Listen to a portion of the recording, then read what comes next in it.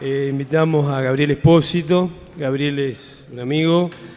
Gabriel es profesor asociado a la Cátedra de Cereales de la Facultad de Agronomía de la Universidad Nacional de Río Cuarto, esta vez digo bien. Doctor en Ciencias Agropecuarias, especialista en Agricultura de Precisión, magíster en Producción de Vegetal, disertante en casi todos los eventos de fertilidad, manejo de cultivos en la Argentina, un referente en fertilidad.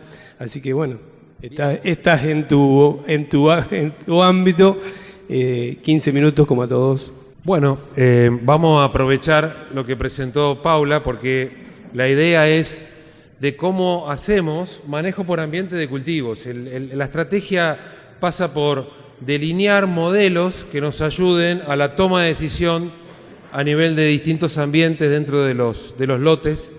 Y una de las principales preguntas que nos tenemos que hacer es ¿qué nos define esa variabilidad? Y cuando hicimos con Ricardo el primer taller de manejo de nutrientes por ambientes, el doctor Cisneros del área de suelos de mi universidad presentó esta propuesta del triángulo como estrategia de maximizar o optimizar la producción. Y es muy útil porque el triángulo es una estructura de muy alta resistencia. Y este triángulo, en el cual vamos a intentar explicar el continuo suelo-planta-atmósfera, lo componen tres aspectos centrales que van a definir la producción de un cultivo, cualquiera sea. ¿Qué es? ¿Cuál es el espacio físico que disponen las raíces para crecer? ¿Cuál es la oferta hídrica? Mucho de lo que mostró Paula recién se relaciona con eso. ¿Y cuál es la oferta nutricional? La combinación de estas tres cosas, espacio físico, oferta hídrica y oferta nutricional, va a explicar el rendimiento de cualquier cultivo. La medida en la cual estas cosas se interrelacionan entre sí y cómo podemos optimizarlo dentro de un lote, logrando la mejor combinación del espacio físico, la oferta hídrica y la oferta nutricional, es la estrategia de manejo variable o sitio específico, como queremos llamarle nosotros. Un ejemplo de esto es un trabajo que hicimos con Darío Boreto en su tesis de maestría, en la cual, utilizando una sonda Veris, se mide electroconductividad, se correlaciona la electroconductividad con la textura del suelo y a través de funciones de pedotransferencia podemos inferir niveles de capacidad de retención hídrica.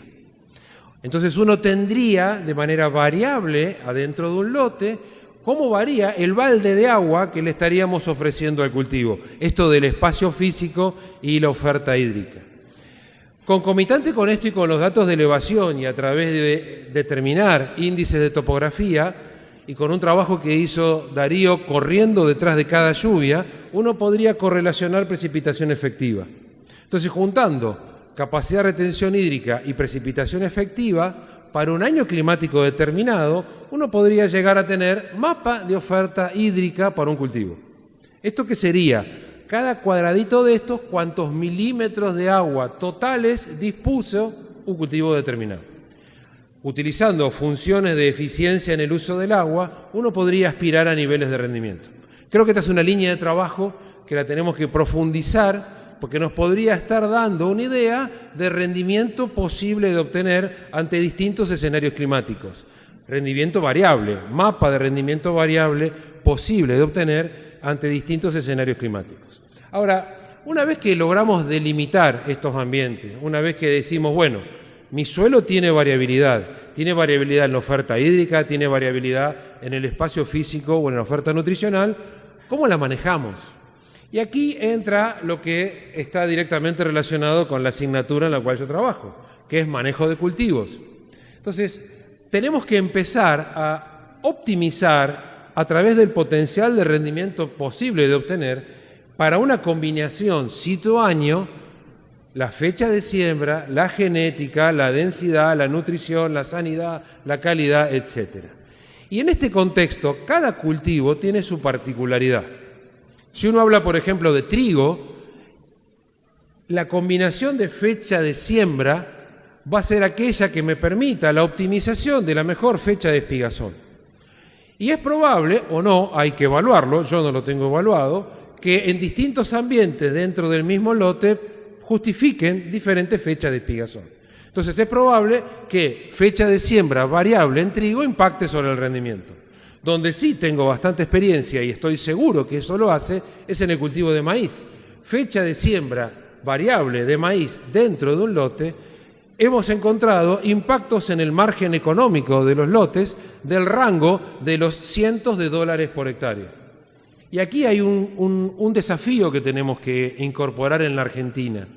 Cuando se impulsa la agricultura de precisión, lo primero que pensamos es hablar de fertilización variable. Pero la fertilización variable tiene un impacto en la renta del productor del rango de menos de 10 a máximo 20 dólares por hectárea.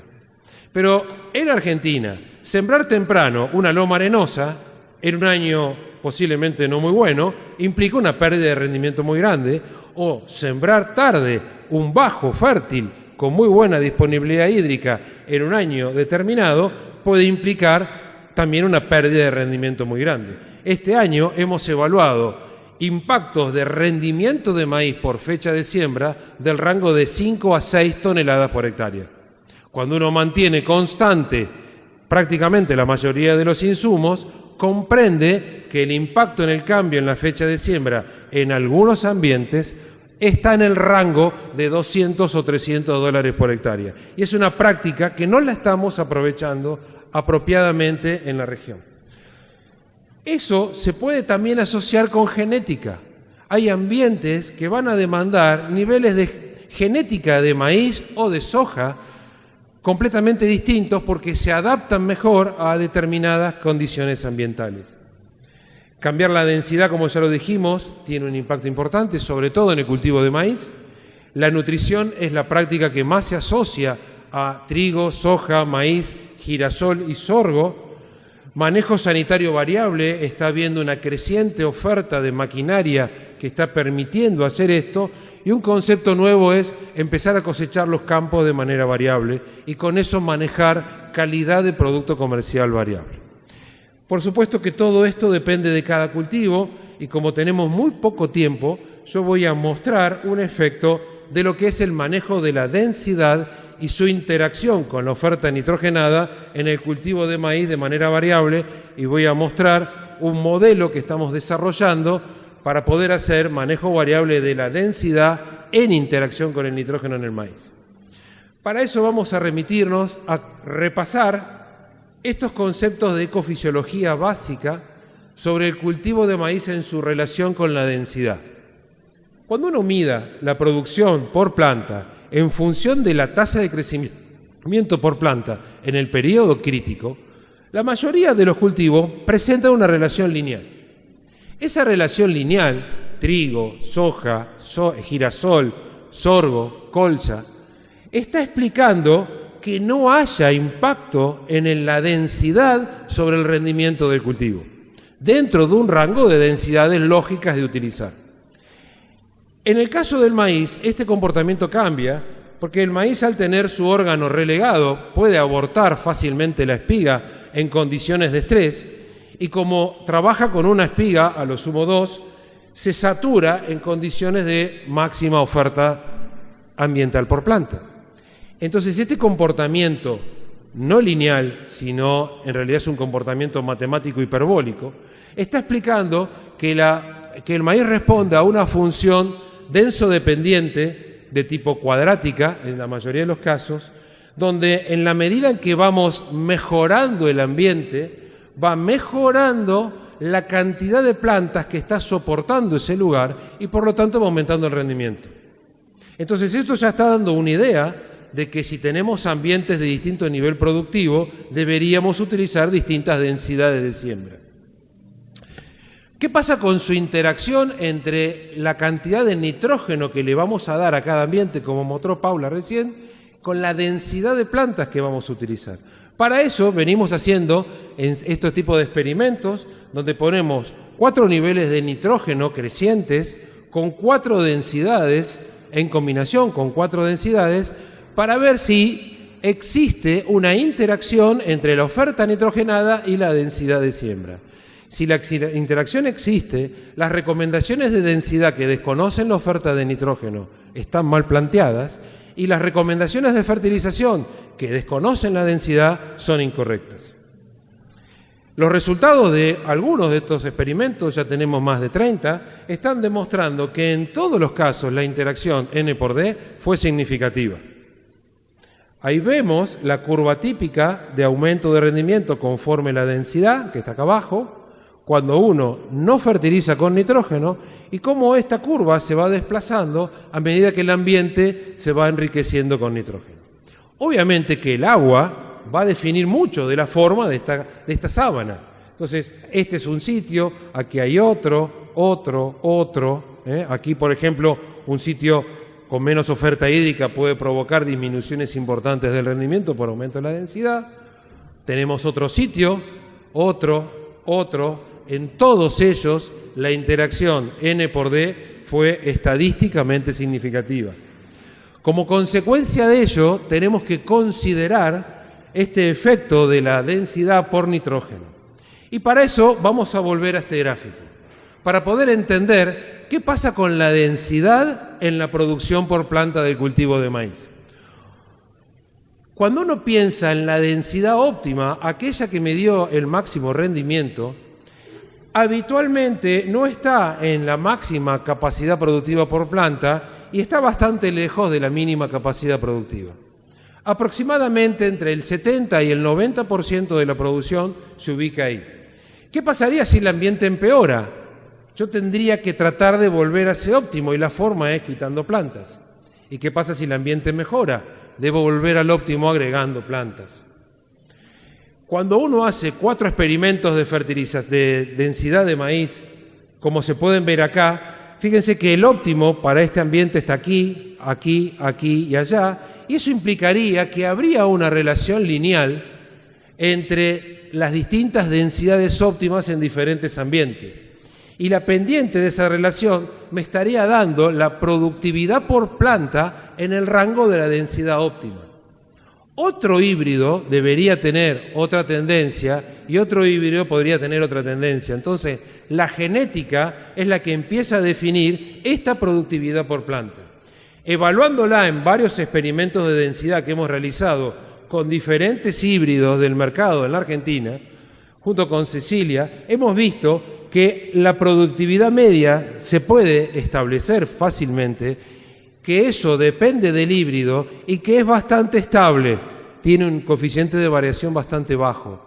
Entonces, a partir de ahí, uno puede inferir para un híbrido determinado y para un rendimiento objetivo determinado cuál debería ser la densidad de siembra que se debe recomendar. El ambiente, a partir de su oferta hídrica, de su espacio físico, debería definir el rendimiento objetivo y con esta teoría podríamos establecer para un híbrido determinado la mejor condición de densidad de siembra. Ahora, ¿qué pasa con el nitrógeno? Si la planta independientemente del ambiente va a producir a la densidad óptima siempre la misma cantidad, la cantidad de nitrógeno que va a demandar por planta debería ser constante.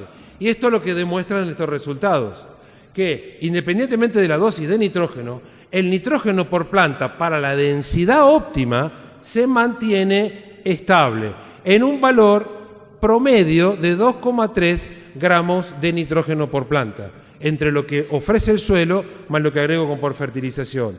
Ese valor presenta una variabilidad grande todavía que debemos afinar, que puede estar dada o por la genética, o por la densidad, o por el rendimiento, porque parece ser que el rendimiento de maíz, conforme aumenta, va aumentando el requerimiento por nitrógeno por tonelada de grano, que no se mantiene constante en los 22. Hay discusión en ese tema y es probable que para las 12, 13, 15, 18 toneladas de grano tengamos que usar crecientemente cada vez más nitrógeno. Trabajos de Ignacio Ciampiti y Guillermo Balboa de Kansas lo están discutiendo. Entonces, con este enfoque, ¿cómo podemos asociar densidad con nitrógeno? Para un rendimiento de 7.000 kilos, si la producción individual es esta debería ser la densidad.